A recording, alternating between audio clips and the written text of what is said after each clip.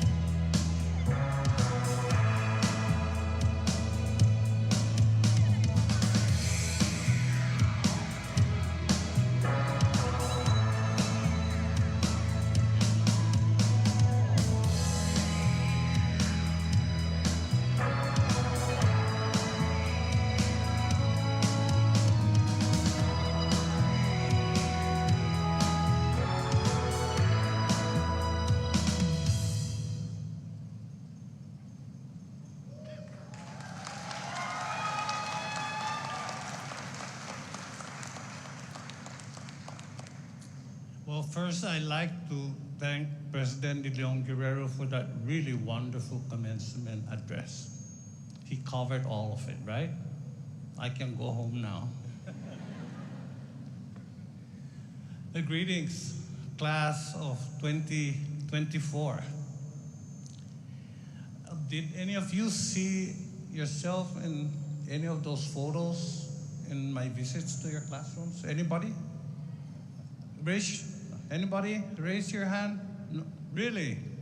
Can I? Hi, stand up. I think Gerald, Mr. Chrysostom is also graduating, right, Gerald? Where's Gerald? Hey, Gerald. Gerald worked with us, and he's Mr. GQ. He's really well dressed. Hi. You sing, right? What's your name? Anyway, all right. Thank you. Thank you. Thank you very much. Is it just me, or did we all look a little much younger then, right? But what a journey this has been for us all. 16 years ago, you were in preschool or first grade. I was just starting as your first representative in Congress. And when I ran for that seat and people ask me why. I had a simple answer. Education, education, education. In politics, you keep your message simple, and it does not get much simpler than simply repeating the same word over and over. Education, education, education. And even though the message is simple, the belief behind the message is profound. Because I believe providing an education is the most important thing, the most important investment your community can do for you. And I truly believe that getting an education is the most important work, the best investment you can also do for yourselves, for ourselves, we can do for ourselves. Because education gives us the ability to understand ourselves, our community, and the world, and the ability to make the world better. So congratulations on your graduation today.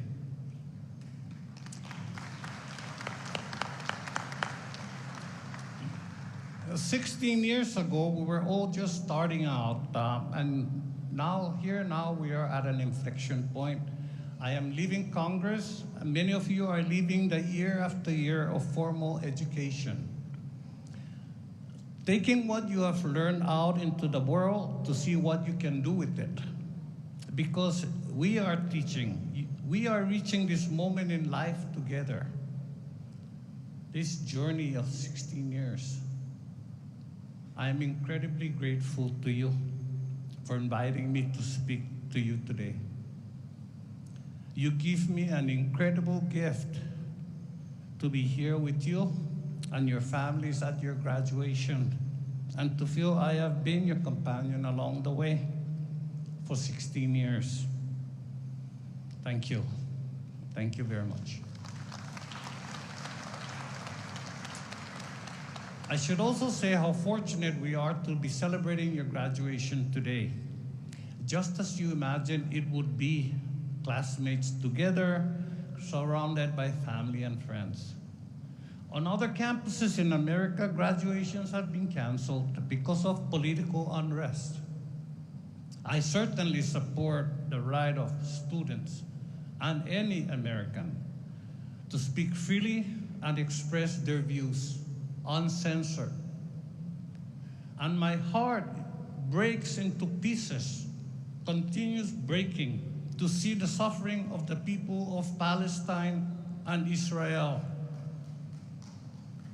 I pray that they find it in their hearts to put anger and hatred and grievance aside and live in peace. I know many of you graduates must be troubled by this terrible conflict too. But I commend you for understanding the way to express your feeling and political views is through peaceful action. And I commend President Gregorio and the entire Northern Marianas College community for respecting each other's views and respecting the principle of peaceful protest. That respect allows us to celebrate your graduation today, just as you imagined. But you did not invite me to reminisce about the old days of visiting your classroom or talk about international politics. From your commencement speaker, you want a little inspiration, some pearls of wisdom, words to live by in the future. And that is why my first stop, I figured it out, my first stop was ChatGPT, write a speech, right? You know, things have changed, right? When I first got into the job of using BlackBerries, now, my goodness, artificial intelligence, the world's changing, transforming for all of you, for your future. Make use of it, get involved in it. So what does ChatGPT suggest I say to you? Embrace change, graduates. Change is not to be feared. It is an opportunity for growth. Okay, no, wait, hold on. We've heard that before, right? At 100 graduations, embrace change? Really? ChatGPT, is that the best you can do? Nothing more original, maybe? But amidst change, Graduates, never forget the values that have guided you thus far. Integrity, compassion, a commitment to serving others. All right, okay, wait. Yeah, I can agree with that last one. Using your life to serve others, that kept me going in Congress for 16 years. But it still sounds like a fortune cookie. No offense, ChatGPT, a little robotic, too predictable, forgettable. You often hear about the importance of success, graduates. I want to talk about a concept equally important, failure. Failure is something to embrace, to learn from, to grow stronger because of. Embrace failure. Well, that's better than embrace change, I guess. But still big. Can you give me something more enlightening, ChatGPT?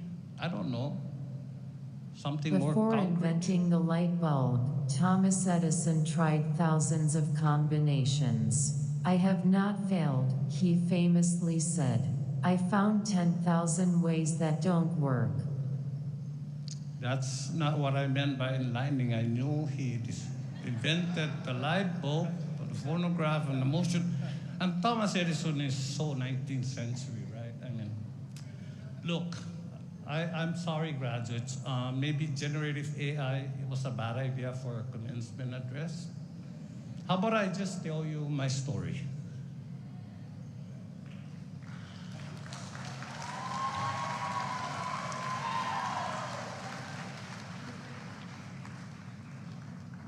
This is hard.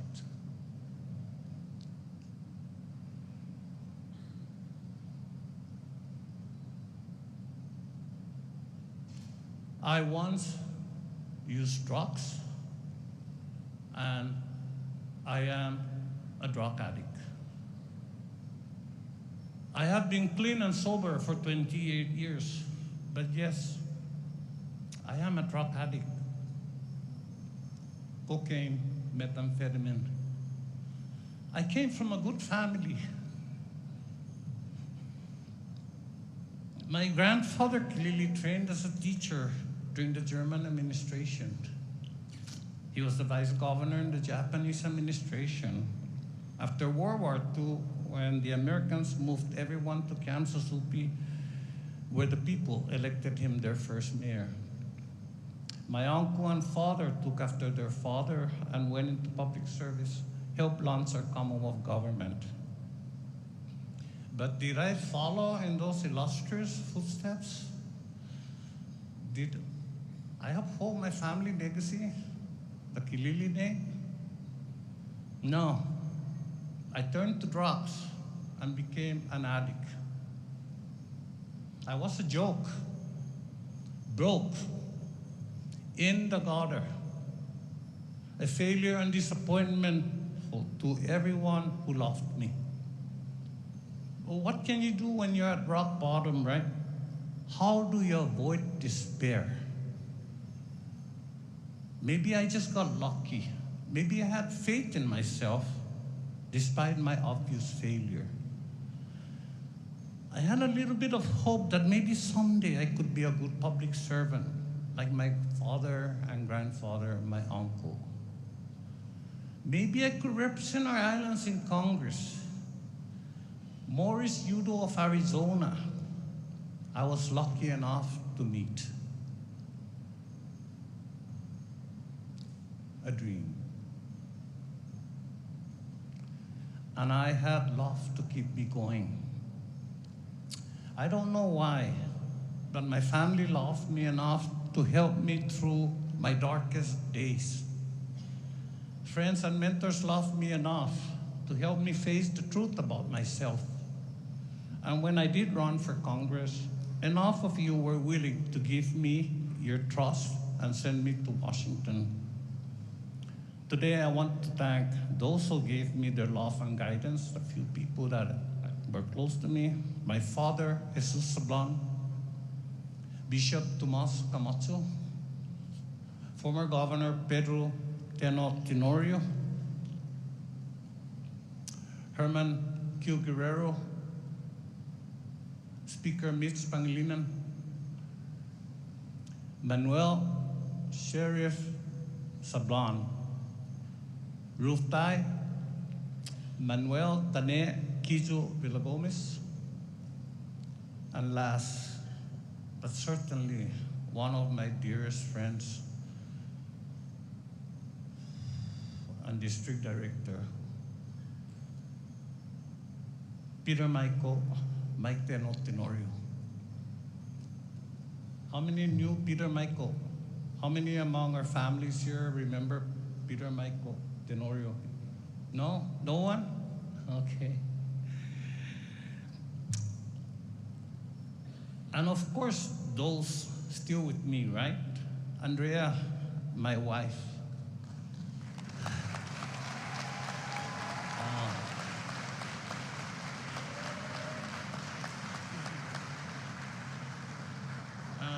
And our children, of course. My mother, Victorina, my sisters, and their families. Without their love, I was lost. So this is my story. But before I go on, let me just a moment, please, to recognize also the love I have received over the past 16 years. You see, if many times people come to me and tell me I'm doing a great job, thank you for that.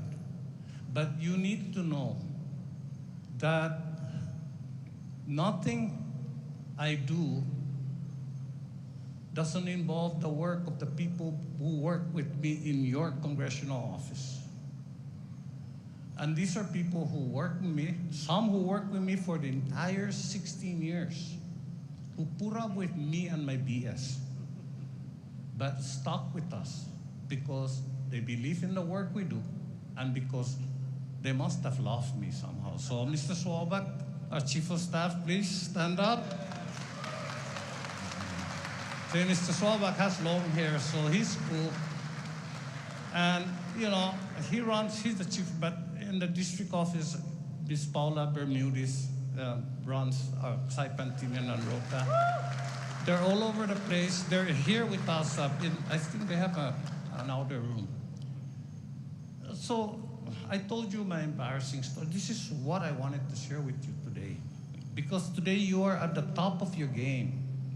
And you have every right to feel that way, okay? You should, all right? Riding high on success. But tomorrow, or the day after, or the next day, you will hit a wall. You will struggle. You will disappoint yourself. You will disappoint those who love you the most, as I did. You will be afraid, as I was. But what I want you to remember, graduates, and this is why I told you my own embarrassing story of failure. No matter how deep the hole you are in, pull yourself up. And never be too afraid or embarrassed to ask for help. No matter how bad it gets, no how low you fall, people that love you are there to help. Just as the people who love you helped you graduate today. So let's give those people who love us a great hand of applause.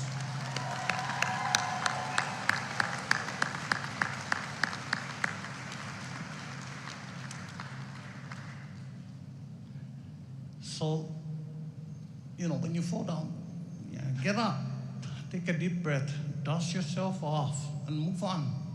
And with the help from loved ones, and with faith in yourself, and hope for your future, and that small dose of dream that I said earlier, you will always have the power to change. Embrace change. Wait, you still here?